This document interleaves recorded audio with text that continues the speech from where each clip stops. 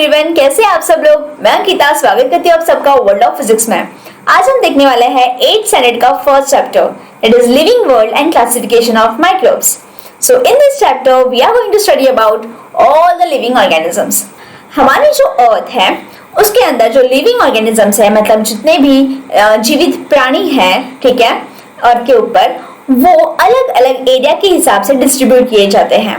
तो वो कौन से एरिया में रहते हैं, कौन से एरिया में एग्जिस्ट करते हैं, उनका फूड इंटेक क्या है, वो अपने डिफेंस सिस्टम किस तरह से बनाते हैं, इसके हिसाब से जो जितने भी लिविंग ऑर्गेनिजम्स हैं उन्होंने खुद को अडेप्ट कर लिया है। 2011 का सेंसस हुआ था, उसमें हमने ये पता चला कि पूरे अर्थ के ऊपर, मतलब लैंड और वाटर दोनों मिला के कुछ 87 मिलियन स्पीसीज जो है वो एग्जिस्ट करते हैं हमारे अर्थ के ऊपर। तो इनको क्लासिफाई करना बहुत इंपॉर्टेंट है, क्योंकि अगर हमें 87 मिलियन जो स्पीसीज है अगर उनको हमें स्टडी करना है तो बहुत डिफिकल्ट हो जाएगा, राइट। लेकिन अगर हम उनको स्पेसिफिकली ग्रुप में डिवाइड कर दे, एक पर्टिकुलर पैटर्न में अगर हम उनको ग्रुप में क्लासिफाई कर दे, तो उनकी स्टडी करना, पर्टिकुलर ग्रुप की स्टडी करना बहुत ईजी हो जाता है। इसीलिए हम इन सभी लिविंग ऑर्गेनिजम्स को एक पर्टिकुलर ग्रुप्स और सब ग्रुप्स में डिवाइड करते हैं। और ये जो प्रोसेस होती है लिविंग ऑर्गेनिजम्स को ग्रुप्स और सब ग्रुप्स में डिवाइड करने की, उस प्रोसेस को हम कहते हैं बायोलॉजिकल क्लासिफिकेशन। पहले जो साइंटिस्ट थे जिन्होंने बायोलॉजिकल क्लासिफिकेशन हमें बताया वो थे कार्ल लिनायस। कार्ल लिनायस है, उन्होंने 1735 में 2 किंगडम्स में सभी लिविंग ऑर्गेनिजम्स को डिवाइड किया। उन्होंने कहा कि कुछ वेजिटेबलियाज है और कुछ एनिमेलियाज है। वैसे ही फिर आते हैं 1866 में हिकल, जिन्होंने सभी लिविंग ऑर्गेनिजम्स को 3 में क्लासिफाई किया, protista, plants and animals. Plants और एनिमल्स ऑलरेडी एग्जिस्ट करते थे। प्रोटिस्टा यानी उन्होंने सभी जो माइक्रो ऑर्गेनिजम्स है उनको प्रोटिस्टा ग्रुप में डाल दिया। फिर आते हैं चैटन, जिन्होंने सेल के स्ट्रक्चर के हिसाब से जो लिविंग ऑर्गेनिजम्स है उनको डिवाइड किया into the prokaryotes and eukaryotes. Prokaryotes ऐसे सेल्स होते हैं जिनका जो न्यूक्लियस होता है वो प्रॉपर्ली डेवलप नहीं होता, और जो यूकैरियोट्स है वो ऐसे सेल्स होते हैं जिनका न्यूक्लियस और सेल ऑर्गेनेल्स बहुत अच्छे से डेवलप्ड होते हैं।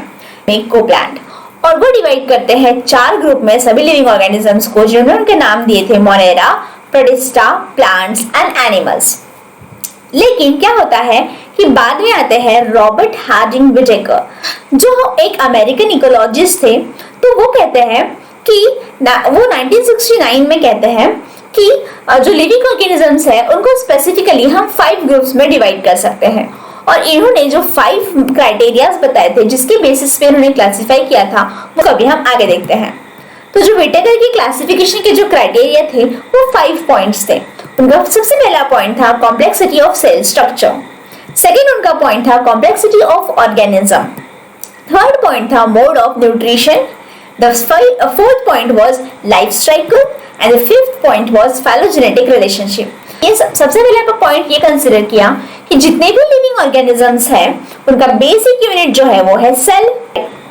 So prokaryotic cell is typically a unicellular organism, एक ही सेल से बना होता है और उसके अंदर न्यूक्लियर मेम्ब्रेन जो है वो प्रेजेंट नहीं होती। और जो यूकैरियोटिक सेल होता है उसके जो सेल होता है उसके अंदर जो न्यूक्लियस है वो प्रॉपर्ली डेवलप्ड होती है और न्यूक्लियर एनवेलप के अंदर सभी जो ऑर्गेनेल्स है प्रॉपर्ली वहां पे प्रेजेंट होते हैं, इसलिए ऐसे सेल्स को हम कहते हैं यूकैरियोटिक सेल। तो ये हो गया हमारा फर्स्ट पॉइंट। फिर आते हैं हमारे सेकेंड पॉइंट पे, that is complexity of organism. अभी जो लिविंग ऑर्गेनिजम्स है उनको हमने प्रोकैरियोटिक्स और यूकैरियोटिक सेल के हिसाब से तो डिवाइड कर लिया। अब हमें जानना है कि जो सेल है क्या वो यूनिसेलुलर है या मल्टीसेलुलर। अगर वो एक सेल से बना है तो हम कहेंगे कि वो यूनिसेलुलर है, और अगर वो एक से ज्यादा सेल से बना है तो हम उसको कहेंगे मल्टीसेलुलर। चलिए इसके एग्जांपल लिखते हैं। यूनिसेलुलर जैसे कि अमीबा एक ही सेल से बना है, और मल्टीसेलुलर जैसे कि हम, जैसे कि प्लांट्स, जैसे कि लॉट्स ऑफ एनिमल्स, तो वो सब होते हैं multicellular. Okay, then the third point is mode of nutrition. तो फर्स्ट था उनका कि वेदर दे आर ऑटोट्रॉफिक, एक तो वो ऑटोट्रॉफिक होंगे यानी खुद का खाना खुद जो बनाते हैं उनको हम कहते हैं ऑटोट्रॉफिक, जैसे कि प्लांट्स होते हैं। प्लांट्स क्या करते हैं, प्लांट के जो लीव्स होते हैं उसमें क्लोरोप्लास्ट प्रेजेंट होता है।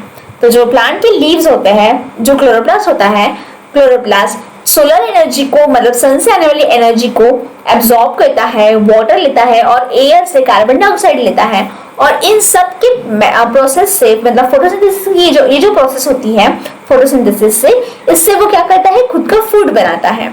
तो प्लांट जो है वो ऑटोट्रॉफ्स होते हैं, मतलब खुद का फूड खुद बनाते हैं, इसलिए हम उनको ऑटोट्रॉफ्स कहते हैं। फिर जो सेकंड कैटेगरी है वो है सैप्रोफाइट्स, जैसे कि उसका एग्जांपल है फंगी। सैप्रोफाइट्स यानी ऐसे लिविंग ऑर्गेनिजम्स होते हैं जो कि अपने खुद के फूड के लिए किसी और लिविंग ऑर्गेनिजम्स के ऊपर डिपेंड करते हैं। लेकिन और लिविंग ऑर्गेनिजम्स का मतलब यानी एक तो वो डिकेइंग डेड ऑर्गेनिजम्स के ऊपर डिपेंड करते हैं या फिर डिकेइंग ऑर्गेनिक मैटर्स के ऊपर, जैसे कि फंगी। चलो इसका एग्जांपल लेते हैं। सपोज कि एक ब्रेड है और जो ब्रेड है वो अभी मॉइस्ट है और उसको अगर एक डब्बे के अंदर हमने उसको बंद करके रखा तो क्या होगा, आफ्टर सम टाइम जो ब्रेड है उसके ऊपर फंगस लग जाएगा, मतलब वो डिके होना स्टार्ट हो जाता है।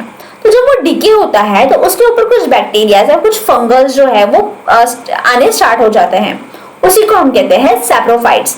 मतलब वो क्या कर रहे हैं, जो ब्रेड है उसको खाने का काम कर रहे हैं, मतलब उसके ऊपर डिपेंड है। तो ऐसे ऑर्गेनिजम्स जो भी किसी डिकेइंग ऑर्गेनिक मैटर के ऊपर डिपेंड करते हैं उनको हम सैप्रोफाइट्स कहते हैं। Okay, then next is so depends on the dead organisms for their food. Then the next is heterotrophs, ऐसे ऑर्गेनिज्म जो दूसरे इसके ऊपर डिपेंड है। हम किसके ऊपर डिपेंड होते हैं, प्लांट्स के ऊपर। हम जो वेजिटेबल्स ईट करते हैं, जैसे डियर है, डियर किसके ऊपर डिपेंड होती है, ग्रास के ऊपर, मतलब वो भी ग्रास के ऊपर डिपेंड है, प्लांट्स के ऊपर डिपेंड है। सो वो क्या हो गए, हेटेरोट्रॉफ्स। तो now the fourth point is their life cycle. तो जैसे उनका न्यूट्रिशन है उसके हिसाब से उनकी लाइफ साइकिल है। Either they are producers just like plants, producer यानी जो खुद का फूड खुद बनाते हैं, प्रोड्यूस करना। Then so they make their own food and the next is consumers, जैसे कि हम या फिर animals जो कंज्यूम करते हैं, मतलब ऑलरेडी जो बना बनाया फूड है उसको कंज्यूम करने का काम करते हैं। सो कंज्यूमर जो है ये ऐसे क्रिएचर होते हैं जो दूसरे इसके ऊपर डिपेंड करते हैं। Then the decomposers that is fungi, जो डिकम्पोजर्स होते हैं वो क्या करते हैं, जो भी डेड मटेरियल है या फिर डेड एनिमल्स है उनके अंदर जो प्रोटीन्स है उसको ब्रेक डाउन करने का काम करते हैं, मतलब जो कॉम्प्लेक्स स्ट्रक्चर्स है उनको सिंपल फॉर्म में लाने का काम करते हैं। और ये जो प्रोसेस होती है इस प्रोसेस को हम कहते हैं डिकम्पोजिशन की प्रोसेस। ओके, तो ये जो डिकम्पोजिशन की प्रोसेस जो है ये जो करते हैं उनको हम कहते हैं decomposers. Now see the fifth point, that is phylogenetic relationship. Phylogenetic relationship का मतलब होता है कि इवोल्यूशनरी रिलेशनशिप, मतलब ऑर्गेनिज्म है और वो खुद को डेवलप करके, प्रोकैरियोटिक का मतलब अंडर डेवलप, उसका न्यूक्लियस डेवलप नहीं है। जब उसका न्यूक्लियस अगर डेवलप हो जाता है तो वो बन जाएगा यूकैरियोटिक, मतलब उसने खुद को डेवलप कर लिया, राइट।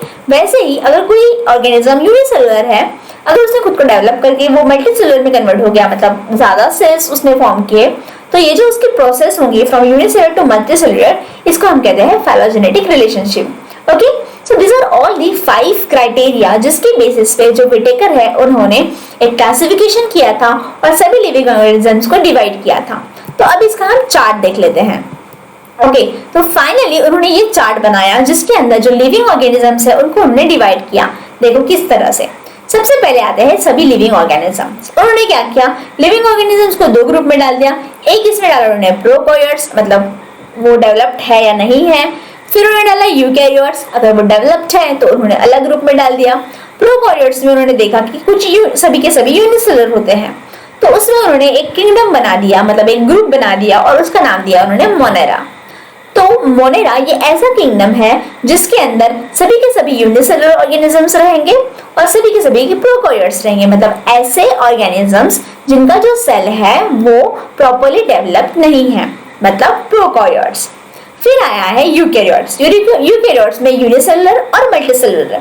जो यूनिसेलुलर है वहां पे उन्होंने नाम दिया उसका